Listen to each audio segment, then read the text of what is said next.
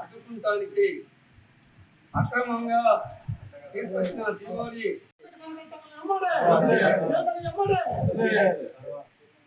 సహకార సంఘం సర్వారం సొసైటీ ఇమ్మడే రద్దు చేయాలి.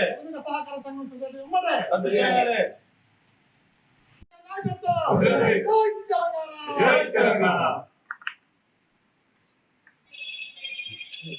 నాయకత్వం వచ్చిన కాదు. జిల్లా గాడేపల్లి మండలం సర్వారం ప్రాథమిక వ్యవసాయ సహకార సొసైటీ సంఘం చైర్మన్ ఎన్నిక రసాభాసంగా కొనసాగుతుందని చెప్పొచ్చు. ఎందుకంటే తెలంగాణ రాష్ట్రంలో ఎక్కడ లేని విధంగా గాడేపల్లి మండలము సర్వారం సొసైటీలో మాత్రము తొలగించినటువంటి ఎవరైతే మెంబర్లు ఉన్నారో వాళ్ళనే తీసుకొచ్చి మళ్ళీ చైర్మన్ పదవి కట్టబెట్టేందుకు ఈ రోజు మొత్తం సన్నాహకాలు జరుగుతున్నాయి. అదే విధంగా గత వారం 10 రోజుల కింద చేసినటువంటి ఎవరైతే చైర్మన్ ఉన్నారో వాళ్ళతో పాటు కొంతమంది కార్యవర్గ సభ్యులు ఉన్నారో వాళ్ళంతా కూడా నిరసన వ్యక్తం చేస్తున్నారు. మన దగ్గర కార్యవర్గ సభ్యులతో పాటు చైర్మన్ టీఆర్ఎస్ పార్టీ నాయకులు ఉన్నారు. వారి మాట తెలుసుకుందాం. అన్న, మీరు కార్యవర్గ సభ్యులు, మీరు మెంబర్ గా ఉన్నారు, అసలు దీన్ని ఎట్లా చూస్తున్నారు? సార్, గుగ్గులో నా పేరు ప్రాథమిక వ్యవసాయ సంఘం సర్వారం. నేను గుగ్గులోతి హెమ్లా నాయక్ డైరెక్టరు. ఈ ఆల్రెడీ ప్రాథమిక సహకార సంఘంలో 2 times అవిశ్వాస తీర్మానం పెట్టారు. 2 times కూడా మా చైర్మన్ వీరామిరెడ్డి సింబిరెడ్డి గారు నెగ్గారు. అయినా కూడా దీన్ని అధికార పార్టీలో ఉన్నటువంటి కాంగ్రెస్ ప్రభుత్వం మొండి వైఖరిని నిరసనగా ఇవాళ మేము ఉన్నటువంటి గడేపల్లి మండలంలో భారీ ఎత్తున నిరసన తెలపడం జరిగింది. అలాగనే ఈ తెలంగాణ రాష్ట్రంలో ఒక జీవో తీసుకొచ్చి ఆ జీవోని ఎక్కడ లేనటువంటి ఆ జీవో తీసుకొచ్చి ఓన్లీ గైడేపల్లి మండలం ప్రాథమిక సహకార సంఘం సర్వారం బ్యాంకులో పెట్టడం అనేది దురదృష్టకరమైన విచారము. అలాగే 119 మంది అసెంబ్లీ ఎమ్మెల్యేలు ఉన్నారు. వాళ్ళకు కూడా ఒక జీవో తీసుకొచ్చి అలాగనే అసెంబ్లీలో కూర్చోబెట్టాలని నేను నిరసనగా తెలియజేస్తున్నాను. దయచేసి ఇప్పటికే ఉన్నటువంటి కొత్త పాలక వర్గాన్ని ఎమ్మడే రద్దు చేయాలని, లేదా దీన్ని భారీ ఎత్తున ఆందోళన చేస్తామని నేను నిరసన తెలుపుతున్నాను. నేను ప్రజెంట్గా సర్వారం సొసైటీ డైరెక్టరు. ప్రజెంట్ నా గ్రామం గారకొండ తండ. నేను ఒక డైరెక్టర్ని. అయినా నా మీద ఓడిపోయినటువంటి అభ్యర్థిని దాంట్లో పెట్టడం అనేది అది అంటే ఓటింగ్ తోటి గెలిచినవా లేదా ప్రజాస్వామ్యంలో విరుద్ధంగా చేస్తున్నటువంటి దాన్ని దీన్ని తీవ్రంగా ఖండిస్తున్నాను. దయచేసి ఇప్పటికైనా మా పార్టీ లీడర్లు కానీ ప్రతి ఒక్కరు కూడా. ఓకే, శంభిరెడ్డి గారు, మీరు చెప్పండి. ఇప్పుడు మీరు మొన్నటిదాకా మీ పాలక వర్గంలో మీరు చైర్మన్ గా ఉన్నారు. అసలు ఇక్కడ ఉన్నటువంటి అధికారులు కావచ్చు, లేకపోతే రాజకీయ నాయకులు దీన్ని ఎట్లా చూస్తున్నారు? ఇది కాంగ్రెస్ పార్టీ దుశ్చర్యగా పరిగణనలో తీసుకుంటారు. ఎందుకంటే ఎక్కడ తెలుగు రాష్ట్రాలలో ఆంధ్రప్రదేశ్ కానీ తెలంగాణ కానీ ఎక్కడైనా ఈ సంస్కృతి ఉందా? రాజీనామా చేసిన వ్యక్తుల్ని డైరెక్టర్లను తీసుకొచ్చి చైర్మన్ చేయటం అంటే ఎంత దుర్మార్గమైన చర్య. ఇటువంటి చర్య ఎక్కడ కూడా జరగలేదు ఇప్పటి వరకు. నా తెలిసి ఈ యావత రాష్ట్రాలలో ఏ రాష్ట్రంలో కూడా జరగలేదంట. కావాలని నిస్వార్థంగా ఆలోచించి దుర్మార్గమైన చర్యలు తీసుకొని ఈరోజు ఎన్నిక జరగటం జరుగుతుంది. ఇది మేము తీవ్రంగా ఖండిస్తున్నాం. ప్రజెంట్గా ఎలక్షన్ పరంగా గెలిచి మేము ఎలక్షన్ పరంగా గెలిచిన వాళ్ళని తీసుకొచ్చి 7గురు రాజీనామా చేసిన వాళ్ళని చైర్మన్ చేయటం ఎవరన్నా చెప్పదలిగిన విషయం కాదు. ఇది ఎంత దుర్మార్గమైన చర్య అనుకుంటున్నాం. డీసో గారు ఎంత దుర్మార్గంగా దీన్ని వ్యవహరిస్తుందంటే, నా సొంత నిర్ణయం, నాకు కొత్త జీవో వచ్చింది, ఆ జీవోని అడ్డం పెట్టుకొని వాళ్ళని రాజీనామా చేసిన వాళ్ళను చైర్మన్ చేసి ప్రజెంట్ ఉన్న వాళ్ళను పక్కా పెట్టడం దుర్మార్గమైన చర్య. ముఖ్యంగా చెప్పండి, ఇవాళ శనివారము, రేపు ఆదివారం, మీరు ఏదైనా కోర్టు పరిధికి పోతారని ఇవాళనే ఎన్నిక చేస్తున్నారు, దాన్ని ఎట్లా చూస్తున్నారు?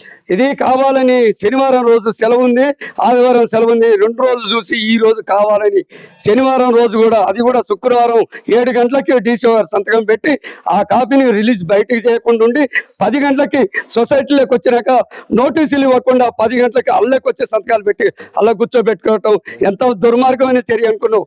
మామూలు చర్య కాదు.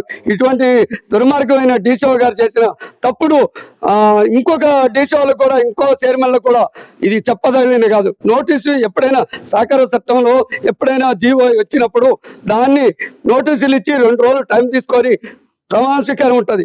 లేదు, నైట్ జీవోలు ఇచ్చి నైటే సంతకాలు పెట్టి నైటే కాపీలు ఇచ్చి తెల్లారి తలకార ప్రమాణ స్వీకారం చేయటం ఎంత దుర్మార్గం. ముఖ్యంగా చెప్పండి, మీరు చైర్మన్ గా చేస్తున్నారు కదా, మీ మీద ఆరోపణలు ఏమైనా వచ్చాయి? ఆరోపణలు రావడం వల్ల తొలగించారా, లేకపోతే పార్టీలకు అతీతంగా తొలగిస్తున్నారా? పార్టీకి అతీతంగా అండి, ఎటువంటి ఆరోపణలు లేవు నా మీద, ఎటువంటి అభిప్రాయాలు లేవు.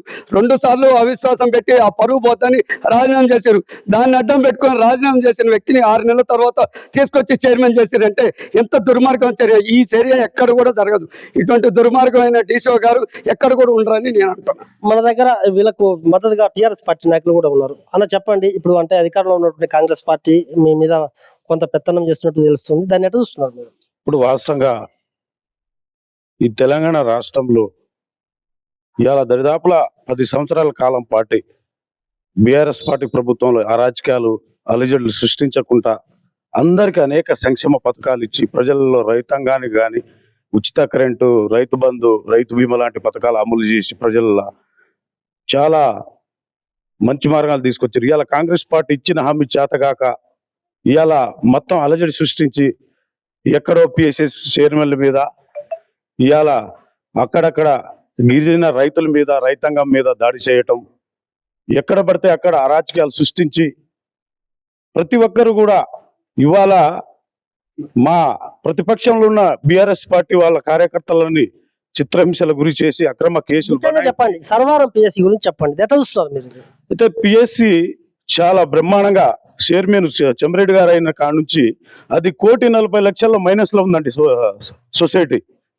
అయితే చైర్మన్ గారు చాలా జాగ్రత్తగా చేసి అంతా పరిగణనలో తీసుకొని సొసైటీని డెవలప్ చేసి, గతంలో ఒక సిఓగా ఉన్న పరశురాం గారు చాలా దుర్మార్గమైన అలజడి సృష్టించి అందులో అక్రమాలకు పాల్పడి 10 లక్షల రూపాయలు కూడా అందులో అక్రమంగా తీసుకుంటే కనీసం డిసిఓ గారు ఆమెకు తెలిసినా కూడా ఆయన మీద యాక్షన్ తీసుకోకుండా ఇవాళ పాలకేడు సొసైటీలో ఒక సిఓ ఏదో చిన్న పొరపాటు జరిగితే ఇవాళ జైలుకు పంపించడం జరిగింది డిసిఓ గారు చేయటం వల్ల.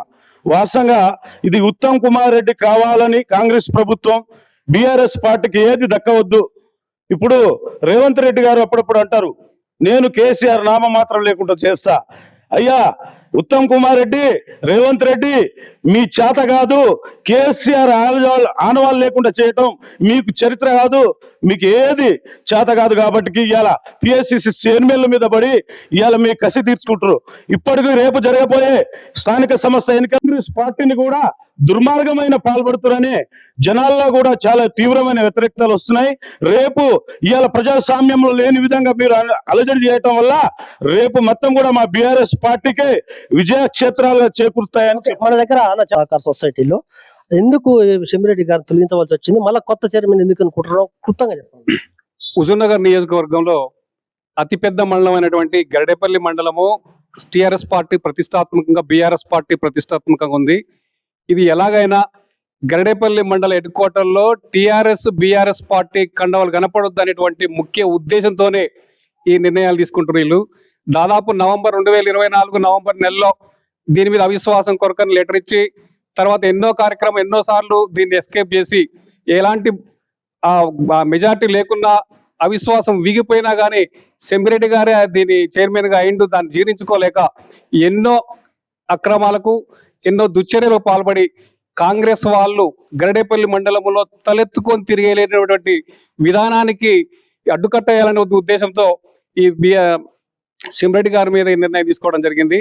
కాంగ్రెస్ గవర్నమెంట్ మన ఎన్నికల్లో ఏదైతే వాగ్దానాలు చేసారో అవన్నీ చేతగాక, చేయలేక, ఏదైనా కానీ ఇవన్నీ చేయలేక ఏదైతే ఇట్లాంటి దుశ్చర్యలకు పాల్పడి ఇప్పుడు వచ్చేటువంటి స్థానిక ఎన్నికల్లో మెజార్టీ చూపించుకున్నటువంటి దాంతో ఈ కార్యక్రమాలను చేపడుతున్నారని నేను సార్ చెప్పండి, మీ తదుపరి చర్య ఎట్లా ఉంటుంది? ఎందుకంటే ఇదంతా కూడా ఒక ఎన్నిక ఇస్తుంది, అంటే మీరు కోర్టును సంప్రదించే అవకాశం ఉందా? ఆల్రెడీ కోర్టులోనే ఉంది, అది కోర్టును సంప్రదిస్తున్నాం. ఇప్పుడు కూడా కోర్టు పోతున్న ఉద్దేశంతోనే హాలిడేస్ ముందు దీన్ని ఎవరు తెలియకుండా జీవో తీసుకొచ్చి నైట్ అసలు కనీసం నిన్న నుంచి ప్రెస్ వాళ్ళు మొత్తుకున్నా, పార్టీ మేము మొత్తుకున్నా, ఏం జీవో వచ్చింది కనీసం ఆ కాపీ ఏందో చూపించండి, వాట్సాప్ లో పెట్టమని కూడా ఆ డీసీ అసలు ఫోన్ ఎత్తడం కానీ ఏది జరగలేదు. ఇప్పటికి కూడా ఆ జీవో అనేది ఏందో చూపించలేదు. అక్రమంగా ఒక్కరోజు ప్రిన్సిపల్ సెక్రటరీ ఏదో జీవో ఇచ్చిండు, నిన్న కలెక్టర్కి ఇచ్చిండు, ఈ రోజు తీసుకొచ్చినాం అని చెప్పి అని అంటారు. ఎన్నిసార్లు ఇంతకుముందు కూడా అట్లనే చేశారు. 2 సార్లు కూడా అవిశ్వాస తీర్మానం పెట్టారు. అవిశ్వాస తీర్మానం 2 సార్లు కూడా వీగిపోయింది. కాంగ్రెస్ గవర్నమెంట్ వచ్చినాక 2 సార్లు పెట్టి 2 సార్లు వీగిపోతే ఆ మోకాలు లేక వాళ్ళకి ఒక్కొక్కరికి ఇది దిగజారిపోయి ఉన్న సంఘాన్ని రద్దు చేయించి కొంచెమందిని బెదిరించి పొడవ పెట్టి తీసుకుపోయి రాజీనామాని చెప్పకుండా మీరేదో సంతకం పెట్టి ఇప్పుడైతే మా తర్వాత చూస్తున్నాను సంతకం పెట్టించి దొంగతనంగా ఇది రాజీనామా చేసిరని చెప్పి ఒకటి చెప్పండి, ఓడిపోయిన వాళ్ళని కూడా ఇప్పుడు మెంబర్ చూపిస్తారు, అది ఎట్లా చూస్తున్నారు? అది ఓడిపోయిన వాళ్ళని కాదు, అసలు వాళ్ళు వేసిన కమిటీ దొంగ కమిటీ చేస్తారు. ఓడిపోయినరా అసలు పోటీ చేయనని పెట్టిరు, ఓడిపోయిన చేయనప్పుడు పోటీ చేయనని కూడా ఇప్పుడు అందులో అసలు ఎలక్షన్ అంటే ఏందో తెలియదు. ఆయన రైతుతో సంబంధం లేని ఆయన్ని ఆ కోఆపరేటివ్ ఓట్లు లేని కూడా ఉంటారు. వాళ్ళు చేసేది మన గడపల్లి మండలం సర్వారం ప్రాథమిక సహకార సొసైటీ ఎన్నికల్లో మాత్రము ఇప్పుడు కాంగ్రెస్ ప్రభుత్వం మాత్రము చాలా అవకతవకలు పాల్పడుతుంది. ఇక్కడ గతంలో ఉన్నటువంటి చైర్మన్ కావచ్చు, లేదా పాలకమండలి మండలి సభ్యులు కావచ్చు, లేకపోతే టీఆర్ఎస్ నాయకులు కూడా చెప్తున్నారు ఏంటంటే అసలు ఎవరైనా ఒక మెంబర్ ఓడిపోతే అతను ఇన్వాలిడ్ అయినా కూడా అలాంటి మెంబర్ తీసుకొచ్చి ఇప్పుడు కార్యవర్గం కూసపెట్టి చైర్మన్ ఎన్నికకు సుగమం చేస్తున్నారు. అంటే దాని ప్రజాస్వామ్యము ఎంతవరకు కూనెత్తి చెప్పొచ్చు. ఎందుకంటే వాళ్ళు ఒకటే చెప్తున్నారు, ఖచ్చితంగా మళ్ళీ పాలక మండలిని రద్దు చేయాల్సిన అవకాశం ఎంతైనా ఉంది. ఎందుకంటే పాలక మండలి ఏర్పాటు కావాలంటే, కొత్త చైర్మన్ ఎన్నిక కావాలంటే మళ్ళీ ఎన్నికలు పెట్టవలసిన అవకాశం ఎంత ఉంది. ఎన్నికల విజయం సాధిస్తేనే ఖచ్చితంగా చైర్మన్ ఎన్నిక ఉంటుంది. కానీ అట్లా కాకుండా కొత్తగా జీవో తీసుకొచ్చి ఆ జీవో ఏదైతే ఉందో డీసీఓ గారు కన్సర్న్లో నడుస్తుంది. ఈ డీసీఓ గారు కన్సర్న్లో కూడా ఇక్కడ ఉన్నటువంటి ఎవరైతే మంత్రులు ఉన్నారో వాళ్ళ ప్రమేయంతో నడుస్తుంది. ఖచ్చితంగా దీన్ని పాలక మండలి రద్దు చేయాల్సిన అవకాశం ఉంది. లేకపోతే మేము కోర్టుకు పోతామని చెప్తున్నాం. ఎందుకంటే ఇక్కడ రాజీనామా చేసిన వాళ్ళని మళ్ళీ ఎలా తీసుకుంటారు? రాజీనామా చేసామంటే మేము పదవికి పనికిరాని వాళ్ళని కాబట్టి రాజీనామా చేసిన అనే అవసరం ఎంతైనా ఉంది. ఎందుకంటే అలాంటి వాళ్ళను, ఓడిపోయిన వాళ్ళని, ఎవరైతే సొసైటీ సభ్యుల మీద, డైరెక్టర్ల మీద ఓడిపోయిన వాళ్ళని కూడా చూపించి ఇవాళ చైర్మన్ ఎన్నుకుంటున్నారంటే చాలా విడ్డూరం ఇది. ఖచ్చితంగా దీన్ని మాత్రము రాష్ట్ర మంత్రులు కావచ్చు, లేకపోతే సీఎం గారు కూడా దీన్ని చేరవలసిన అవసరం ఎంతైనా ఉంది. ఖచ్చితంగా దీనిపై చర్య తీసుకొని సర్వార ప్రాథమిక వ్యవసాయ సహకార సంఘం సొసైటీని కూడా మళ్ళీ బర్తరఫ్ చేయాలని వాళ్ళు కోరుకుంటున్నారు.